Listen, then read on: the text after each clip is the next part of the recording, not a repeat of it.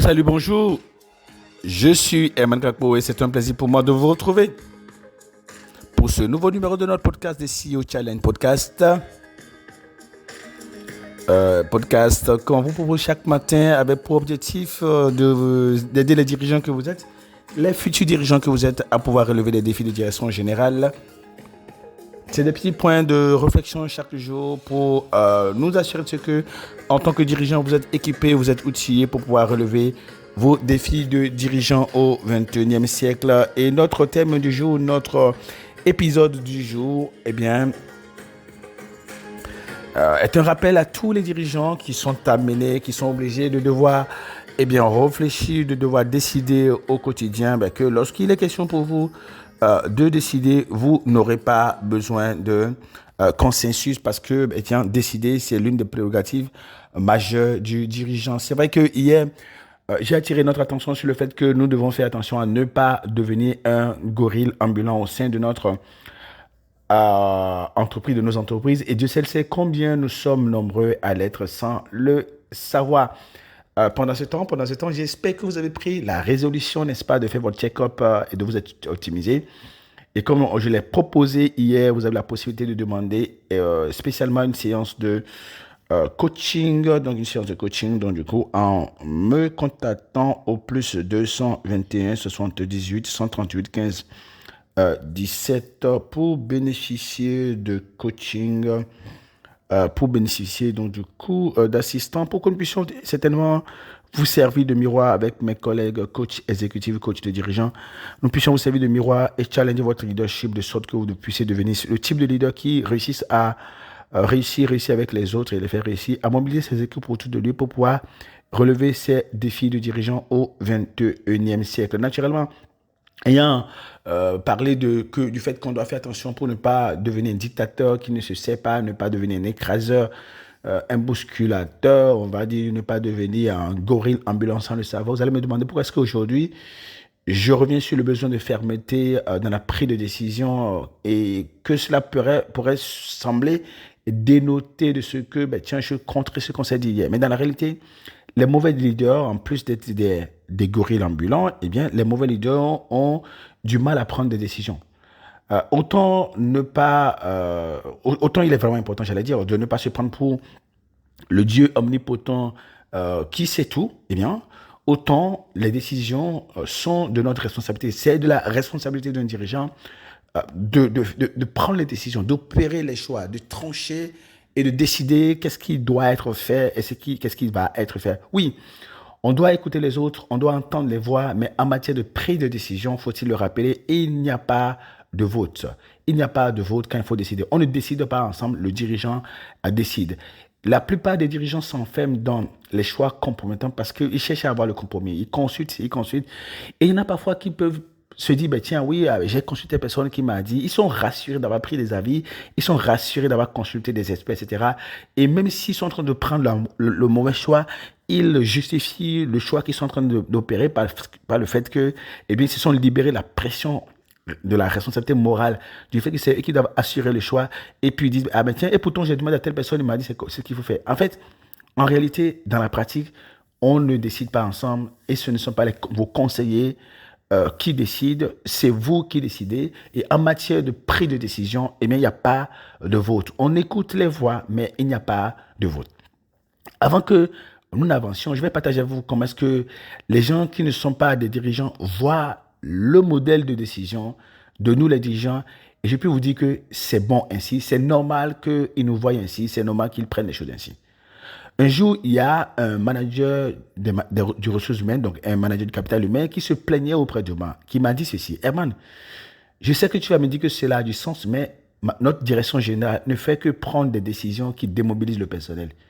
Je me sens dépourvu et je ne sais pas quoi expliquer au personnel. C'est exactement la plainte, du moins ce dont ce manager du capital humain, ce manager des ressources humaines était en train de se plaindre. Je lui ai dit, écoute, les décisions managériales ont besoin d'adhésion. Mais la question est de savoir si elles doivent forcément correspondre aux attentes des gens. C'est exactement ce que je lui ai dit.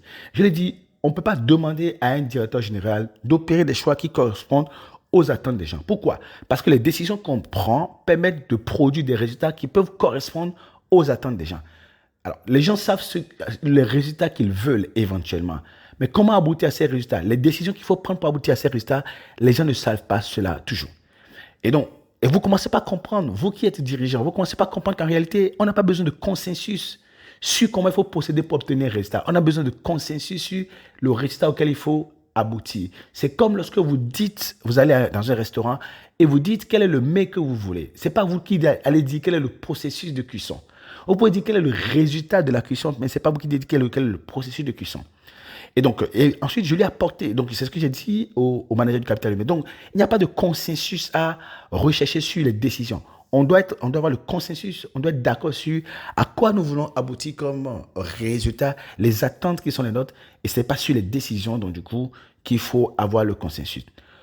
Et je lui ai apporté quelques autres précisions que j'aimerais vous apporter ici pour que nous puissions voir à quel point, lorsqu'il est question d'opérer des choix, de prendre des décisions, le dirigeant ne doit pas attendre que les gens soient d'accord avec ses choix. Premièrement, lorsque les gens contestent les décisions, c'est parce qu'ils pensent qu'elles ne sont pas bonnes. Mais en réalité, un dirigeant en général, lorsqu'il opère des choix dans 97% des cas, dans 97% des cas, il n'est pas sûr non plus si ça va produire du résultat. Il n'est pas sûr non plus si ce sont les bonnes décisions.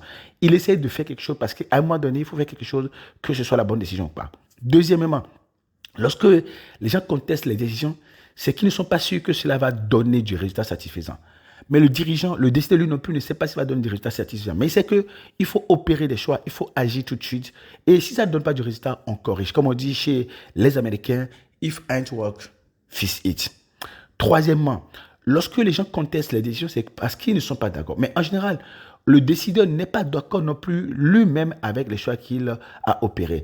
Il a pris la décision la moins mauvaise selon lui. Il ne se dit pas forcément, et il ne sait même pas s'il prend la bonne décision. Mais il sait, ok, parmi plusieurs choix que j'avais sur la table, c'est peut-être la moins mauvaise et il faudrait qu'on puisse avancer avec. En général, la meilleure façon de finir par savoir si on a opéré le bon choix ou pas, la meilleure façon de finir par savoir si on a pris la bonne décision ou pas, c'est de passer à l'action avec les décisions qui ont été prises, de voir les résultats que ça donne, pour voir si les résultats correspondent à ce qu'on voulait. Est-ce qu'il faut procéder à des corrections ou à des optimisations? Lorsque les gens pour finir, quatrièmement, lorsque les gens contestent les décisions, c'est qu'ils veulent qu'on fasse ce qu'eux, ils veulent. Mais un dirigeant ne fait pas ce qu'il veut. Un dirigeant ne fait ce que les gens veulent.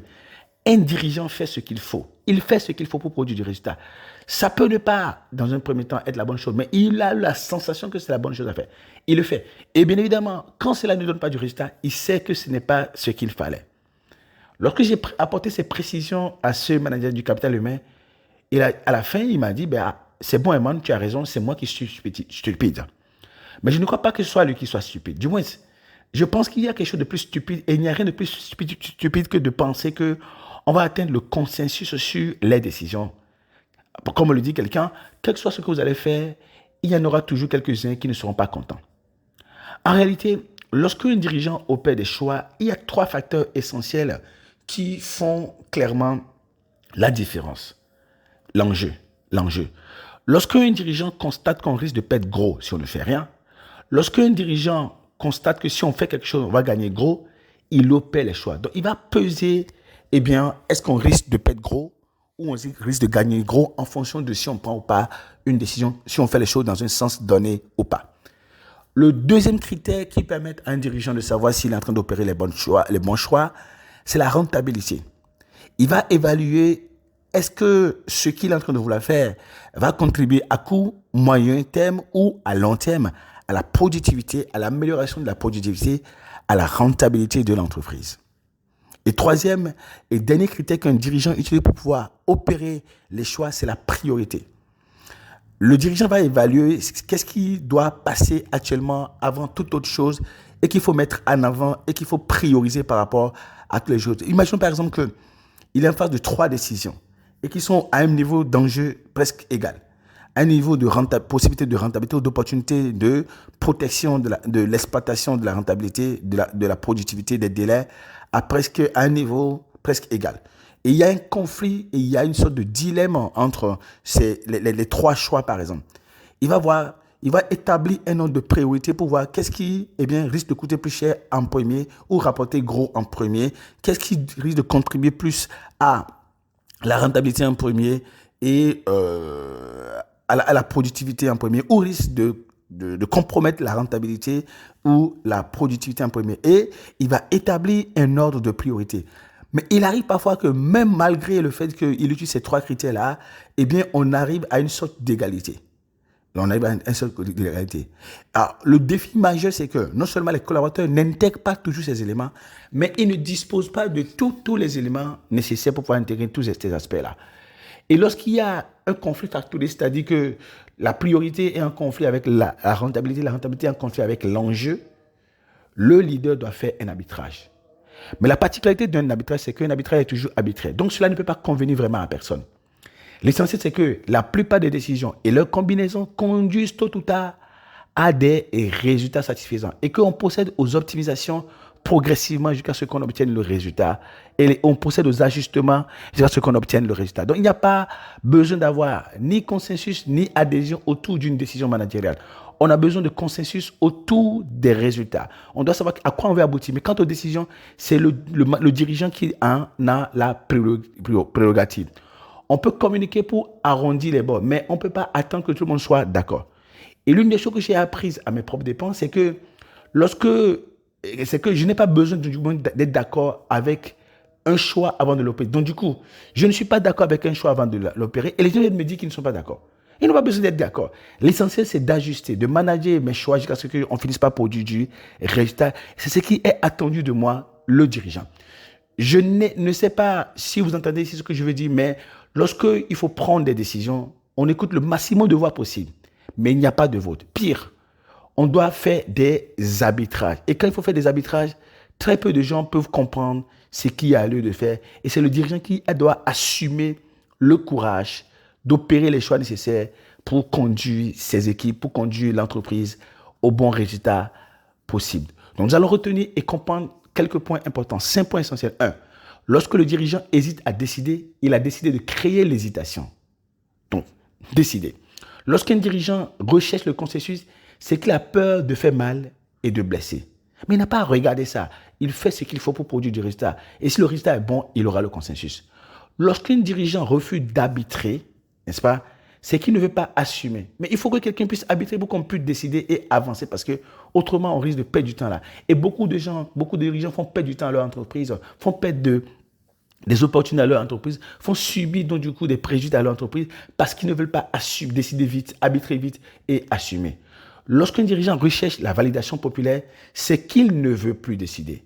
Donc, il n'est plus la personne à décider. Donc, autant faire un vote populaire pour décider parce qu'on n'a plus besoin de dirigeants. Lorsqu'un dirigeant attend d'être à l'aise, c'est qu'il oublie que seuls les bons résultats mettent à l'aise et qu'il faut tenter plein de choses pour y arriver, dont beaucoup, n'est-ce pas, risquent de tourner mal, dont beaucoup, en général, tournent mal.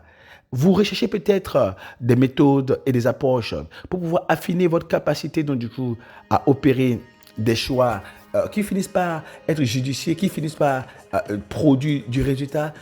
J'ai enregistré un cours, une masterclass spéciale qui est sur le thème Jeu intégré du leadership, intelligence émotionnelle et mécanismes décisionnels efficaces pour les dirigeants. Je l'ai conçu spécialement pour faciliter votre tâche en tant que dirigeant, pour que vous puissiez penser, décider et agir correctement sous pression. Vous pouvez y souscrire en cliquant sur le lien en dessous ou en visitant notre site internet coaching10x.net et je suis très très heureux de vous retrouver là-bas en vidéo pour sur ce cours de près de 8 heures de temps sur comment les leaders arrivent à trouver la sérénité, la capacité de processing nécessaire et surtout le courage décisionnel avec des mécanismes clairs, des questions simples à traiter pour finir par opérer des choix et les optimiser et finir par aboutir à du résultat. J'étais très heureux d'avoir été avec vous aujourd'hui. On se retrouve demain pour un nouveau numéro de votre podcast de CEO Challenge Podcast.